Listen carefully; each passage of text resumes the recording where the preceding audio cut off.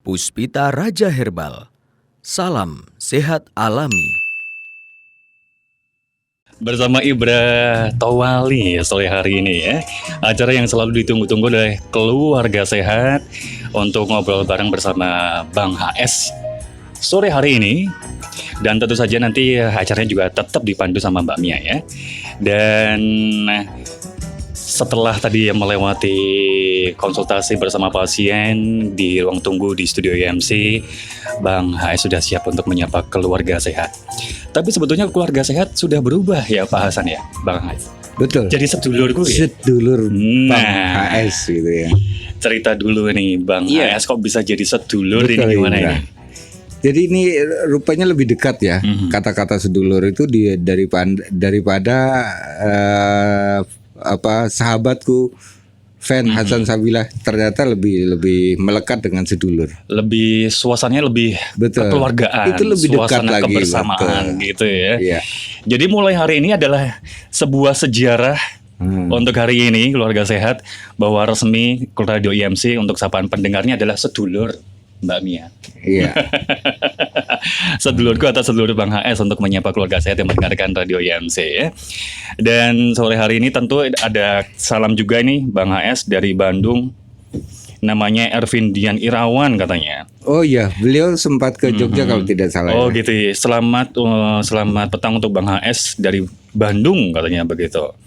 Tentu saja acara ini bisa didengarkan dari mana saja ya Bang HS ya. Iya. Dan untuk materi sore hari ini akan disampaikan tentang cara mengobati batu ginjal ya. Batu ginjal, betul. Ya, silakan Pak Hasan. Sebelumnya pasti poros sedulur, poros sedulur bahasa Jawa ya, poros sedulur. Itu nanti akan disampaikan oleh Mbak Mia karena dekatnya fan Hasan Sabilah. Hari demi hari, bulan demi bulan, tahun demi tahun, kita sudah berjalan 1,5 tahun. Ternyata lebih dekat, lebih akrab, maka wajarlah kalau saya mengatakan itu adalah sedulur dewe. Artinya tidak ada batas antara EMC Sehat Alami, antara Hasan Sabilah terhadap fan Hasan Sabilah dan grupnya. Itu karena kedekatannya dia merasa bahwa Hasan Sabilah itu adalah mereka menjadi teman dekatnya. Karena teman dekat mestinya sakit pun Hasan Sabilah merasa sakit. Sedih Hasan Sabilah merasa sedih. Berdoa untuk bersama-sama. Doa Hasan Sabilah untuk fan Hasan Sabilah dan dari para fan Hasan Sabilah untuk Hasan Sabilah. Jadi kita saling memberi dan saling mendoakan, Bu. Baik Pak Hasan, Assalamualaikum semuanya. Waalaikumsalam. Baik, hari ini spesial sekali ya. Wah, masuk-masuk ini ternyata ada sebutan baru untuk kalau dulunya keluarga sehat, tapi berarti di sini ini lebih bagaimana Bang HS sekarang itu menjadi partner, menjadi teman, menjadi sedulur gitu ya Pak Hasan ya. Betul. Jadi namanya sekarang adalah sedulur EMC, sedulur Bang HS. Waduh, jadi yang namanya sedulur itu berarti udah kayak keluarga gitu ya Pak Hasan. Iya, Mia. Oh, luar biasa. Dan keluarga sehat hari ini Bang HS akan menghadirkan bagaimana cara mengatasi atau mengobati batu ginjal. Nah, Iya. sore kali ini bersama Mia lagi. Tadi sempat ada pembukaan sebentar. Sudah berusaha gaspol, tapi ternyata ya alhamdulillah ya kita Mia bisa barengan sama Bang HS sore kali ini mengobati batu ginjal. Batu ginjal adalah merupakan salah satu, banyak juga pasien-pasien dari Pak Hasan, dari Bang HS yang mempunyai keluhan batu ginjal. Seperti apa? Yuk kita akan mendengarkan sama-sama. Silakan Pak Hasan. Baiklah, Mia. Terima kasih pada sedulurku semua yang mendengarkan talkshow saya, mengikuti siang dan malam bahkan 24 jam. Satu demi satu saya sudah mendapat pengakuan dari pendatang-pendatang baru, sedulur-sedulur Hasan Sabilah, sedulur EMC Sehat Alami. Ternyata mereka menyimak sekali nyetel, langsung mereka mengikuti tanpa ganti channel. Bahkan hampir satu kampung, yaitu di daerah Imogiri, di daerah Sapu Angin, Bantul ya, saling memberikan informasi terhadap tetangganya, terhadap temannya, terhadap saudaranya. Akhirnya mereka berbondong-bondong untuk membeli radio. Ternyata asiknya mendengar Hasan Sabilah, mereka banyak mendapatkan ilmu. Dengan ilmu itulah mereka sekarang tidak takut lagi sakit. Kenapa? Kemarin kalau mereka berpikir sakit pasti hubungannya dengan biaya. Berapa habis biayanya, padahal saya kesulitan di dalam mencari nafkah. Berapa habis biayanya, padahal saya baru saja menebus anak saya yang keluar dari rumah sakit. Berapa biayanya, padahal saya baru renovasi rumah. Berapa biayanya, padahal untuk makan sehari-hari aja susah. Ternyata dengan resep Bank HS, mereka mampu membuat sendiri. Berhasillah mereka untuk menjaga kesehatan pada diri sendiri. Saudaraku fan Hasan Sabilah, banyak perlawanan-perlawanan sekarang yang menyatakan bahwa herbal akan merusak ginjal. Tutup mata, tutup telinga. Itu adalah hoak. Ya, artinya akan menjatuhkan obat-obat herbal, di mana obat herbal itu dianggap obat murahan, obat yang tidak dikaji, obat yang asal buat.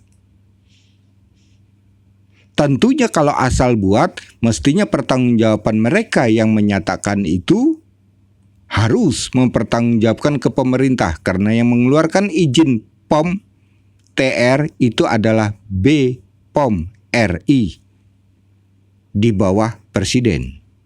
Menyebut itu bahwa produk herbal adalah produk yang merugikan bagi kesehatan, yang berarti menghina Presiden. Artinya orang ini adalah orang yang tidak bertanggung jawab. Saudaraku fan Hasan Sabilah, kalau kita berbicara tentang tumbuh-tumbuhan, ingat, bedanya tumbuh-tumbuhan atau obat herbal dengan obat kimia. Bapak Ibu catat baik-baik, obat kimia akan terbuang melalui zat urin, berarti melalui saringan ginjal. Tumpukan kimia yang menumpuk di dalam saringan ginjal dan tidak mampu dikeluarkan, akhirnya akan membentuk kapur. Kapur mengeras, ini disebut batu ginjal. Sebaliknya, obat-obatan herbal dikonsumsi terbuang melalui BAB, melalui usus besar. Bayangkan, tidak melalui urin, tapi dia melalui usus besar.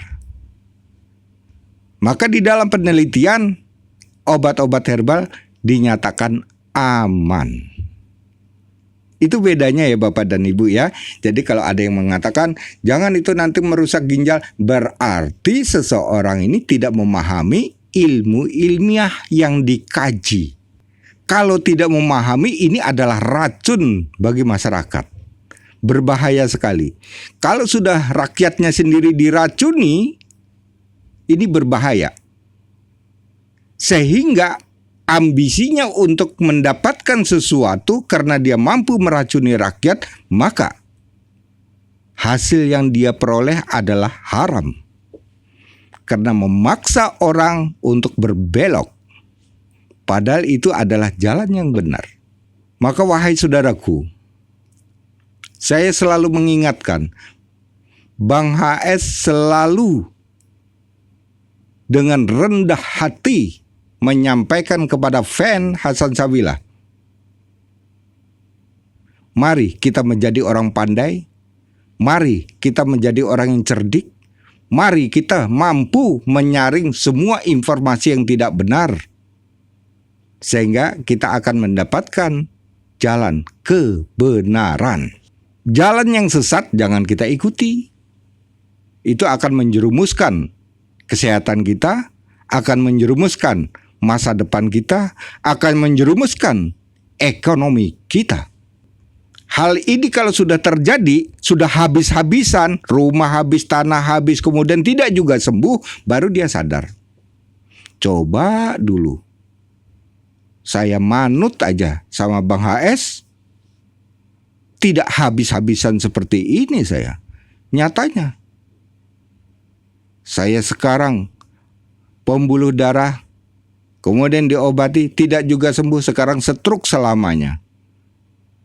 Tertidur di pembaringan, makan pun tidur, berobat sudah 15 tahun, tidak juga sembuh. Saya mengatakan seperti ini adalah cara-cara kita menyampaikan atau mengobati pada saudara kita, sedulur kita adalah tidak serius.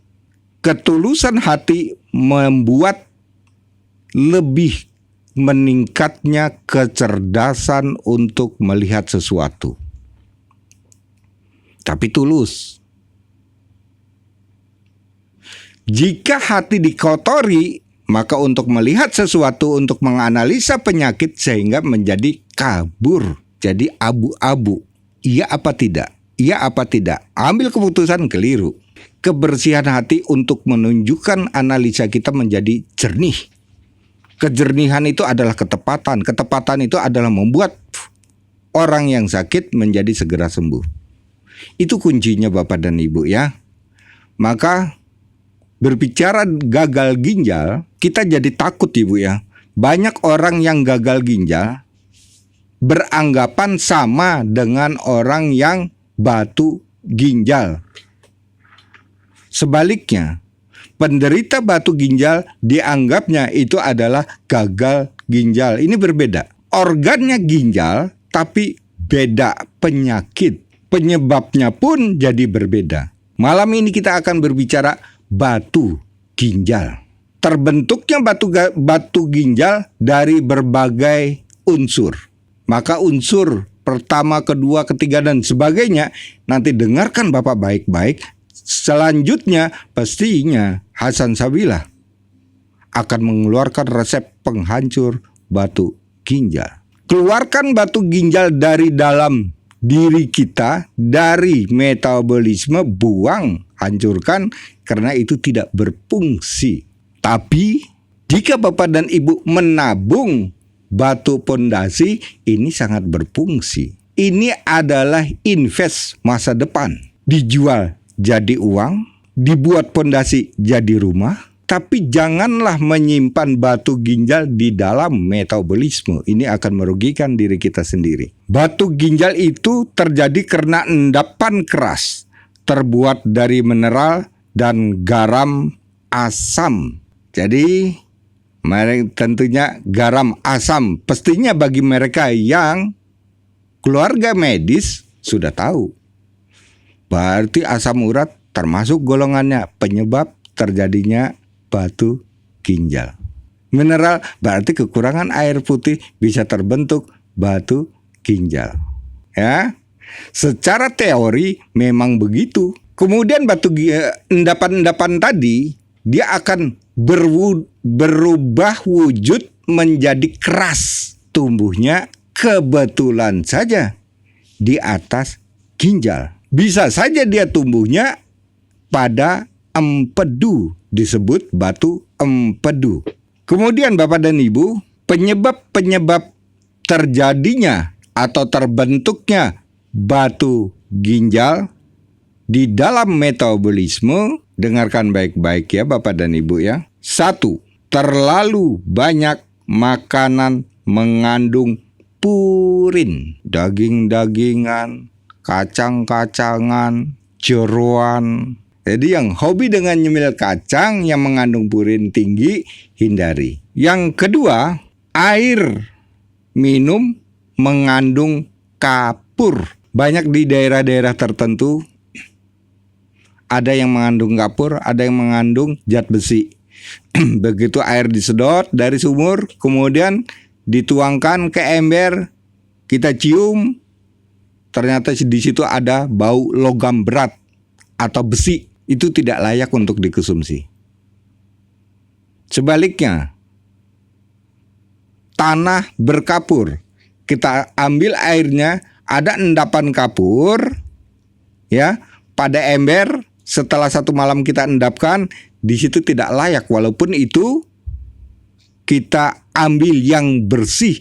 Tidak berarti kita saring dalam 1 malam air yang bersih tadi tidak mengandung kapur. Tidak berarti seperti itu, Ibu. Air mengandung kapur, sebening apapun juga airnya tetap itu kapur. Ya, hati-hati dengan ini, Ibu ya. Jadi nanti berusahalah kita mencari air yang bersih. Tidak ada kandungan besi, tidak ada kandungan kapur. Yang ketiga, air minum mengandung mineral tinggi. Mineral berlebihan bisa membentuk batu. Kurang mineral juga kurang bagus. Jadi kalau ada promo mineral 0, itu tidak bagus. Mineralnya tinggi malah merusak ginjal. Maka Bapak dan Ibu, air yang paling baik adalah air sumur yang bersih. Jadi bukan air kali. Saya teringat Ibu, di daerah Kalimantan hampir semua penduduk airnya kali. Di situ tempat orang mandi, di situ tempat orang nyuci, di situ juga untuk merebus air ketika pada saat itu PDAM belum masuk. Sumur tidak mungkin, karena kedalaman sumur bisa 150 meter. Jadi tidak mungkin akan mendapatkan air. Satu-satunya jalan hanya melalui air sungai. Jadi Hasan Sabila dilahirkan dan minum dari kecil, dari bayi, itu pakai air sungai. Mandinya pun air sungai. Maka orangnya jadi letek kayak gini. Itulah Ibu. Nah, pengalaman pahit saya, mandi aja harus turun ke sungai yang jaraknya 100 meter. Bayangkan, kalau pagi hari dingin, turun 100 meter pada persiapan untuk sekolah, karena tidak mungkin kita akan menimba. Turun ke kali itu jaraknya 100 meter dan kita harus menimba setiap hari. Setelah saya menginjak dewasa, di situ saya ngalami dipaksa sama orang tua untuk menimba dari kali untuk kebutuhan rumah.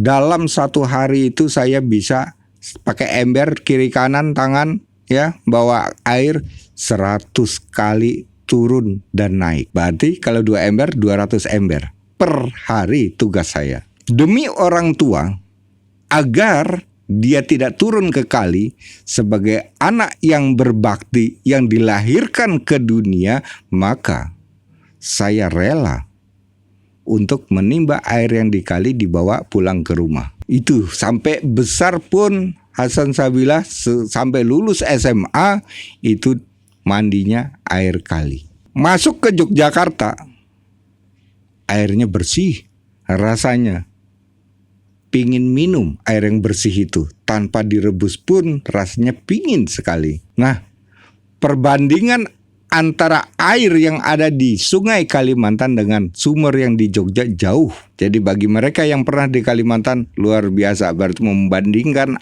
kejernihan air, kecuali PDAM. PDAM sekarang sudah mulai masuk.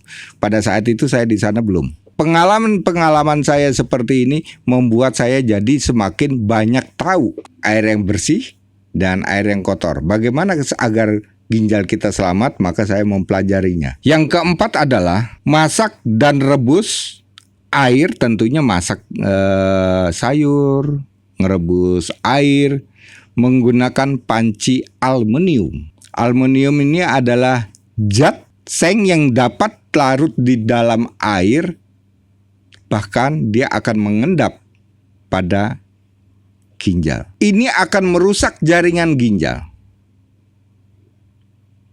Setelah saya tahu bahwa aluminium tidak bagus untuk kesehatan, maka saya menggantikan pancinya menjadi panci stainless.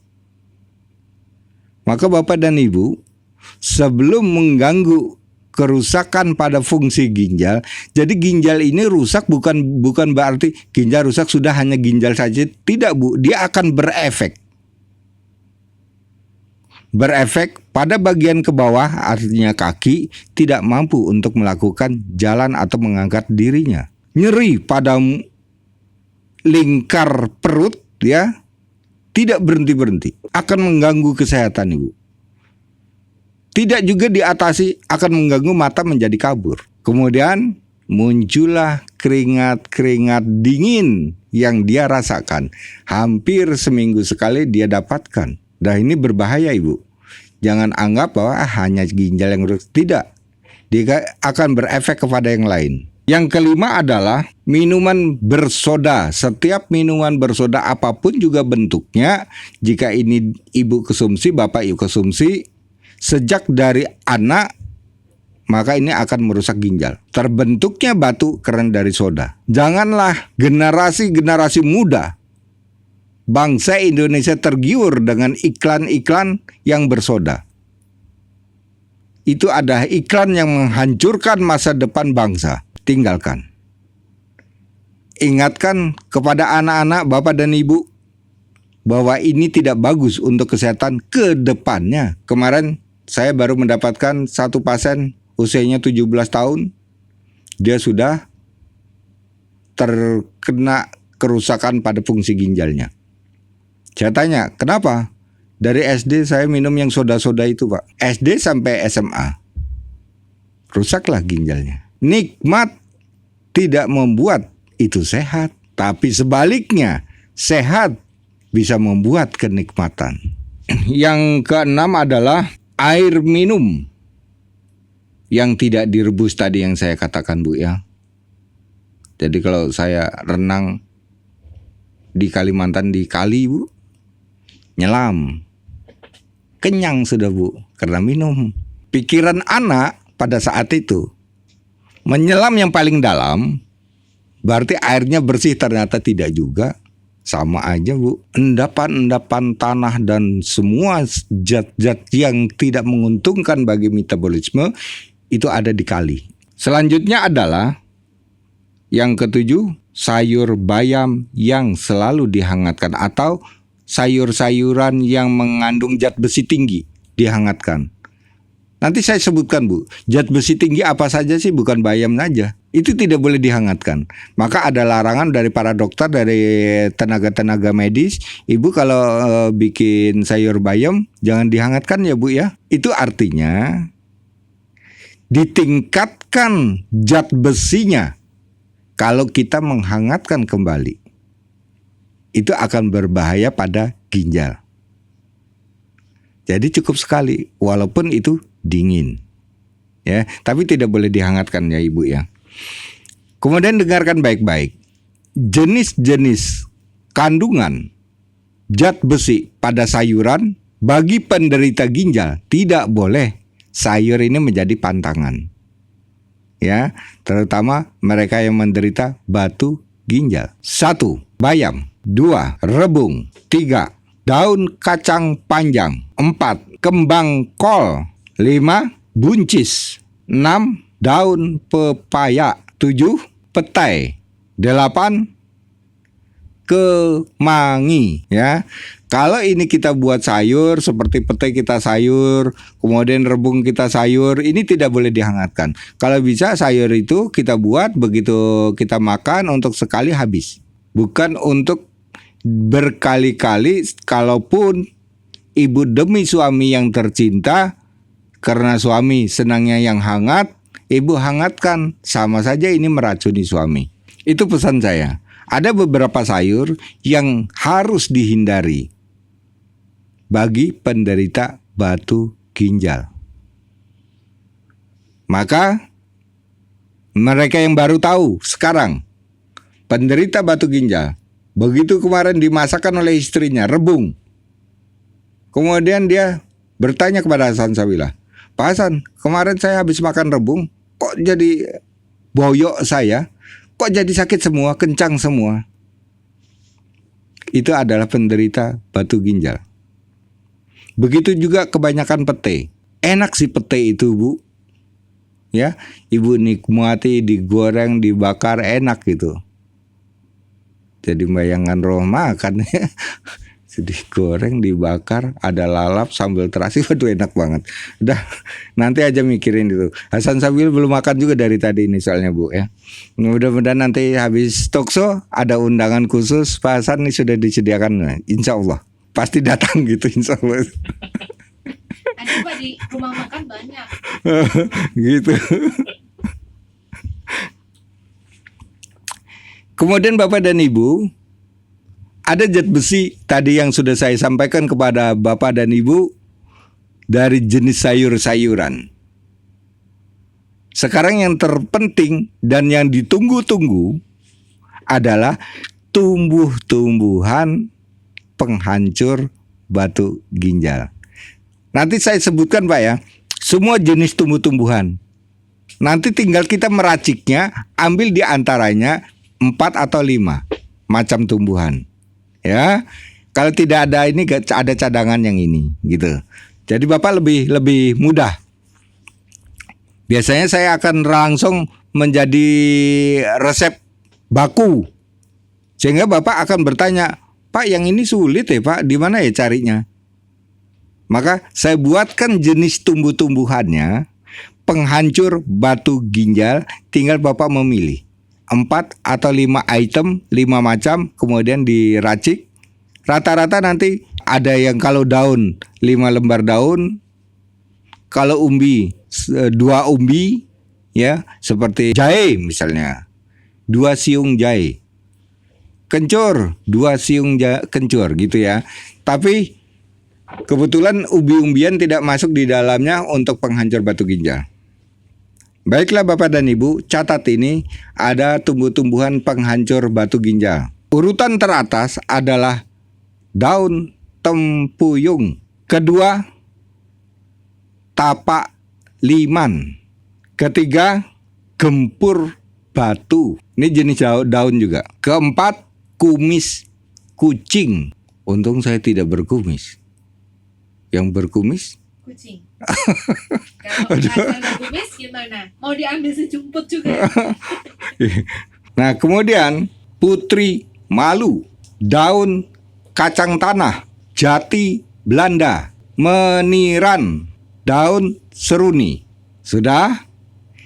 Itu adalah bahan-bahan yang dapat digunakan untuk menghancurkan batu ginjal dan batu empedu. Jadi tidak perlu lagi bingung Bapak dan Ibu, ada batu empedu, batu ginjal, tinggal kita rangkai. Misalnya ya, saya ingin mencoba misalnya tempuyung, jangan sampai ketinggalan Bu ya, tempuyung. Misalnya saya ambil tempuyung, tapak liman, meniran, daun seruni, daun kacang tanah. Baik. Dah cukup. Besok Ibu ganti lagi, misalnya ini digunakan selama 10 hari. 10 hari enak. Ibu coba lagi. Ada lagi tempuyung. Kemudian di situ ada gempur batu, kumis kucing, putri malu. Kemudian ada jati Belanda. Jati Belanda itu kecil-kecil itu loh Bu. Dia lebih kecut rasanya. Nah, itu Ibu coba lagi. Enak juga, berarti semua yang Ibu padukan resep dari Hasan Sabilah ini adalah bermanfaat semua tumbuh-tumbuhan. Akan tetapi tidak boleh digabung secara keseluruhan. Biar cepat batunya hancur, tidak Bu. Dikira menghancurkan batu terus pakai granat hancur gitu, enggak Bu. Kasihan lainnya, organ yang lainnya akan terganggu. Maka ada dosis-dosis tertentu. Ya, ini untuk penghancur batu. Kalau kita sudah tahu seperti ini, berarti bangsa Indonesia mungkin tidak ada lagi yang operasi. Wow. Sembuh dengan tumbuh-tumbuhan. Ternyata penghancur batu ada di daun-daunan. Bapak dan Ibu, ini tadi sudah saya tinggalkan resep-resep yang bermanfaat untuk menghancurkan batu. Terima kasih semuanya. Puspita Raja Herbal, kami tidak kemana-mana, tapi ada di mana-mana.